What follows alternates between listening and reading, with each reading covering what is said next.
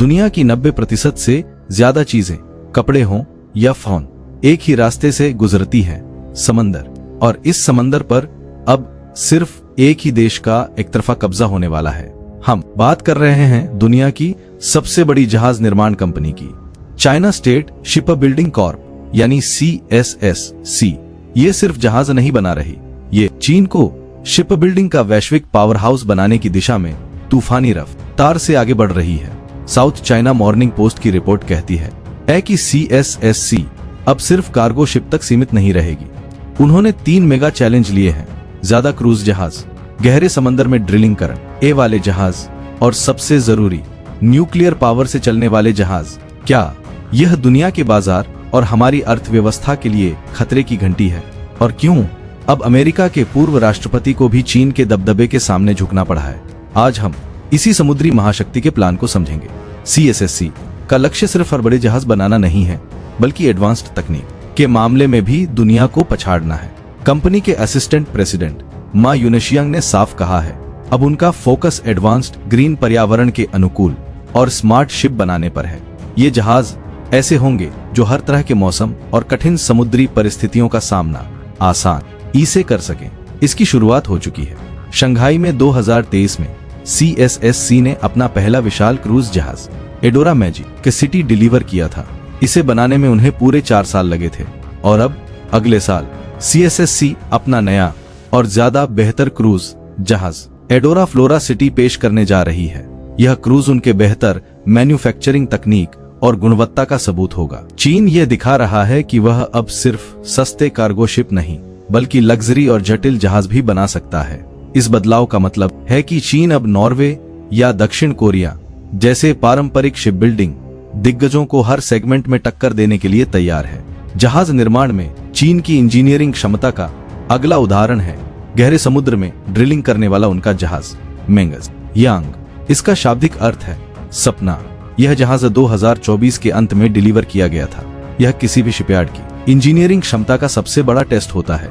मेंगजियांग की खासियत यह है कि यह बेहद तेज हवाओं में भी सुरक्षित रूप से काम कर सकता है और 11,000 मीटर की रिकॉर्ड गहराई तक ड्रिलिंग करने की क्षमता रखता है। 11,000 मीटर, कल्पना कीजिए।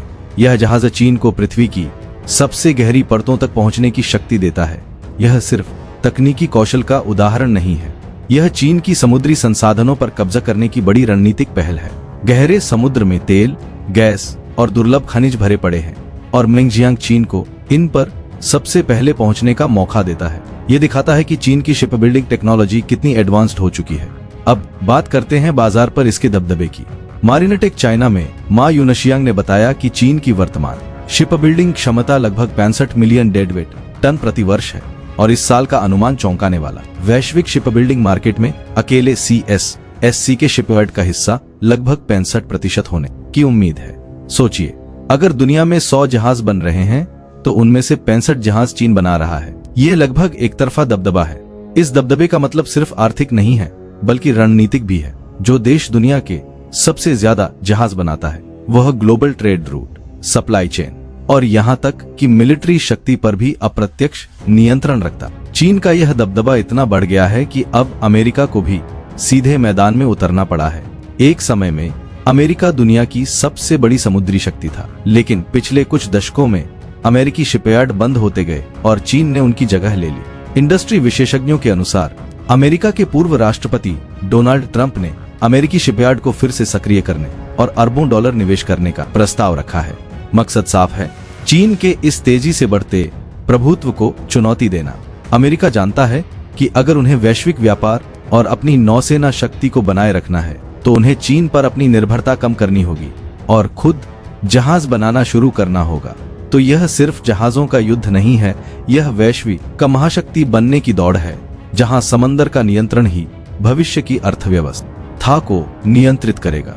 सवाल यह है, क्या अमेरिका इस दबदबे को तोड़ पाएगा या क्या 2025 से 2050 तक चीन समंदर का अविवादित बादशाह बन जाएगा? आपकी क्या राय है? क्या चीन को बाजार पर इतनी हावी होने देना सही है? कमेंट में जरूर बताएं। वीडियो पसंद आए तो इसे लाइक करें, अपने दोस्तों के साथ शेयर करें और हमारे चैनल को सब्सक्राइब करना ना भूलें। मिलते हैं अगले वीडियो में।